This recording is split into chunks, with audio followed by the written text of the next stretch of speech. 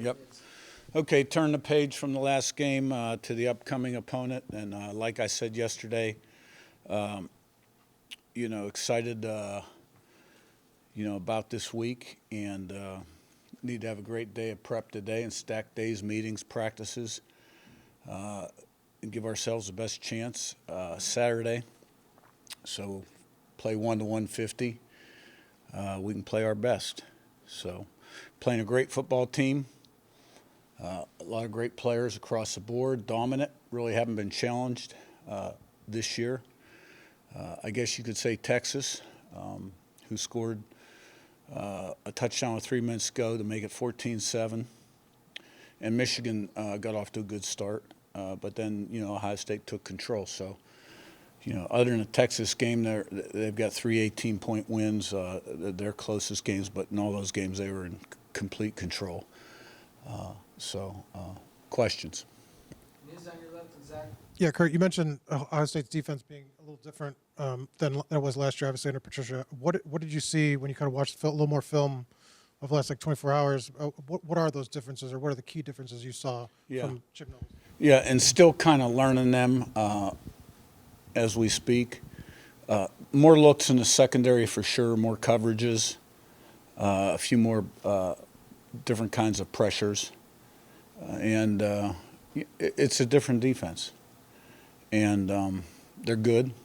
That's why they're number one in the country. Least amount of points, least amount of yards, red area defense, great on third down, fourth down, 30 sacks, give up 70 yards rushing the game, 130 passing. And they're dominant on offense, obviously. The quarterback's playing great. They got big-time weapons on the outside. And the tight end, too, Claire, is a weapon. And the running backs have gotten better every week and had big days last week against Michigan. Special teams are really good. And if you all remember, special teams was a big part of our downfall last year in that game. So our special teams, aside from that game, were excellent last year, and they've been very good this year. So they're going to need to be real good Saturday. Zach on your left and right. Curt, you've talked about just over the last 2 years, the extent to which you bet on yourself. You've worked your way up through coaching. On Friday night, Fernando said, I think he said it was Pat Coogan who kind of delivered this message post-game, or maybe it was pre-game, forgive me, that your team is made up of guys that he called like misfits, guys that maybe had been rejected somewhere else, had to kind of fight for this opportunity. Do you think there is a kinship between sort of your experience and the experience of some of the guys on your roster in terms of what motivates these players, both individually and collectively, especially in a game like this where you're playing a program that has got all of the sort of, I don't know, whatever word you want to use that a program like Ohio State's going to have? I think maybe to some degree that was the case last year, where you had a number of guys that followed me that had something to prove, and a number of other transfers that had joined, some of them from the G5 level. That was, I think, Pat Coogan's angle to kind of get everybody fired up. I don't view our team as a bunch of misfits at all. We got a lot of good football players that have proven themselves collegiately. They have high character, high intelligence, work hard, and there's a lot of people in the country that love to have a lot of our guys. I promise you that. But I do give Pat credit for finding an angle to kind of get everybody juiced. Pat's probably got a little Notre Dame in him still, so maybe from his perspective, we are misfits.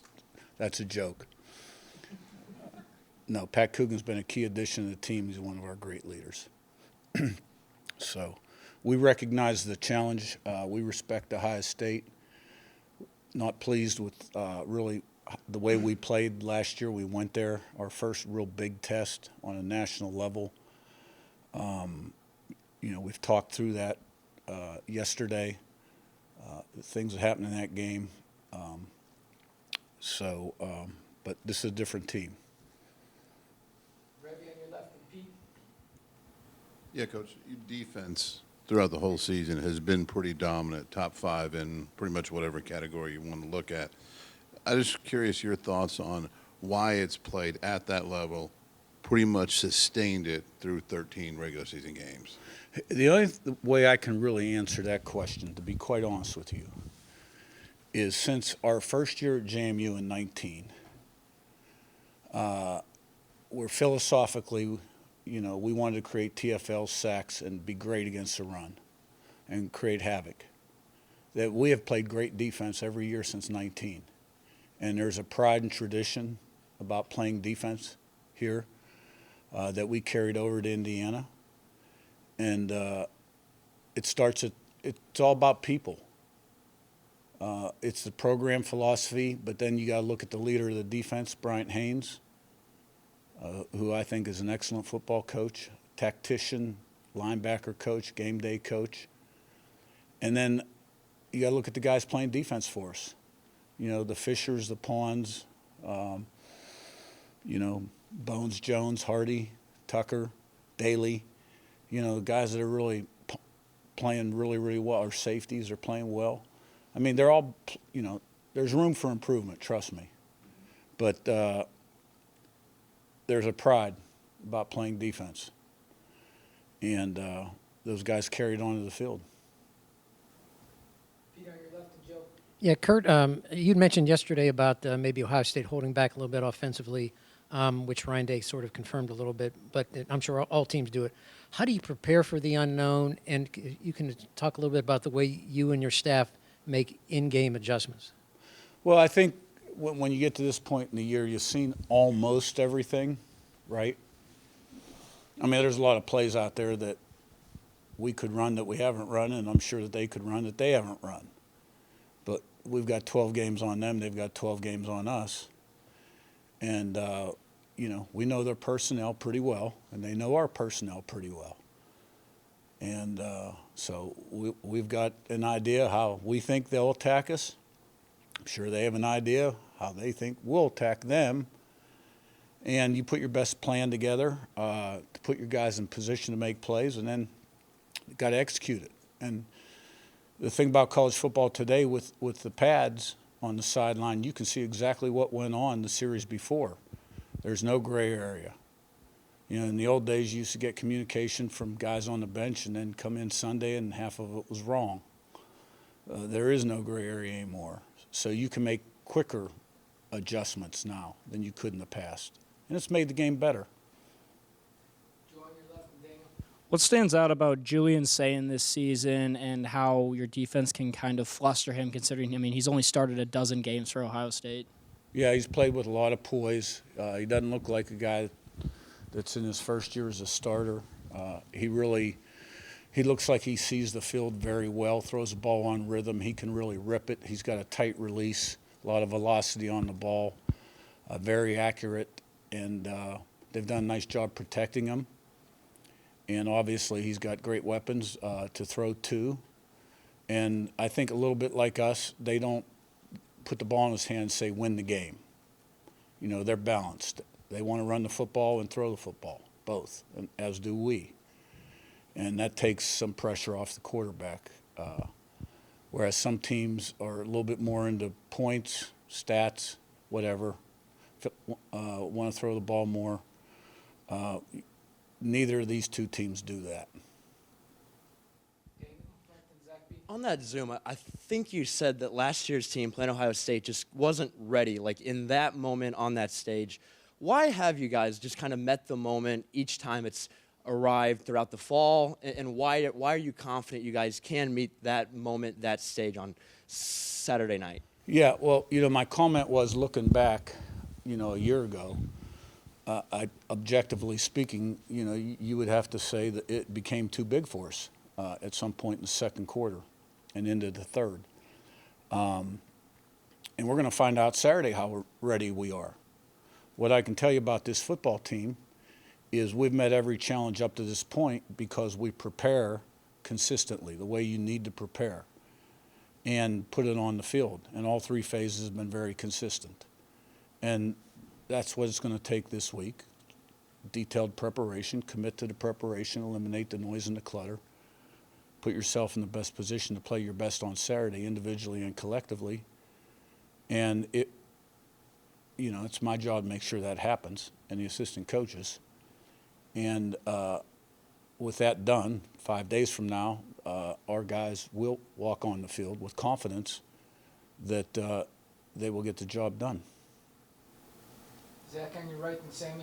Last year, you said depth in the trenches was the biggest difference between your team and teams like Ohio State. How far along do you think you guys have come, specifically in those two areas, as far as depth and in the trenches is concerned, to battle and match up with Ohio State?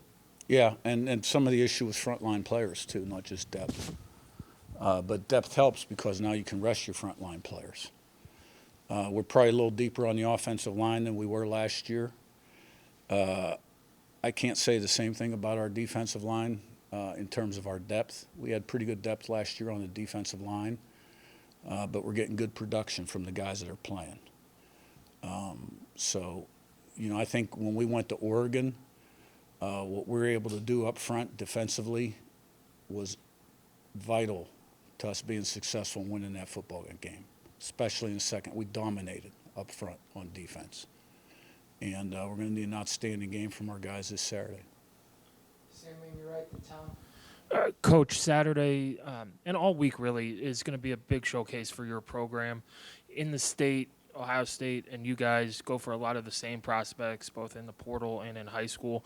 What kind of messaging do you want to send out to these prospects who might be choosing between the two schools to say, like, what you're about? Yeah. Well, from our perspective, we're just getting ready to play a football game.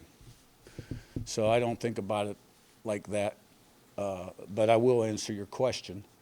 I'd like to think we're at the level of Ohio State in terms of recruiting, but we're not right now. Ohio State's in a league of their own for a lot of different reasons. And a big part of it is their tradition, their winning history, and all the national championships they've won. And the money that they've put into the program over a long, extended period of time. Are we closing that gap? Yeah, I think we're closing that gap. And what would a successful performance do on Saturday? Well, it would do a lot, a whole lot. There's a lot of talk about the college football calendar right now. Well, we're getting ready to play the Big Ten championship game. Wednesday's the early signing period for the high school guys. Fortunately, they're all committed, and our recruiting department can handle most of that. And coaches can focus on their preparation. And, and I won't even get into the portal part of it. But there's no question there'll be a lot of eyes on this game. It's a great matchup. And I'm confident that we'll respond the right way. Tom, on your right, and Nicole. Curt, one of the things that comes up when you're dealing with games after game after game and such, but how much is it underlooked and maybe underappreciated, just the individual player development that goes on here with guys getting better and better every week, and how much your coaching staff really from top to bottom has been a big part of that really in these last 2 years? It's huge. Building a program and being successful used to be all about recruiting and development. Now you add retention to the mix. But development is what it's all about. Because there's a lot of good football players out there. There aren't many great, unusual players out there, right? Ohio State's got a few of those. And we got some really good players. But the development piece and what you do with them in the weight room and the off-season program, both in the winter and the summer,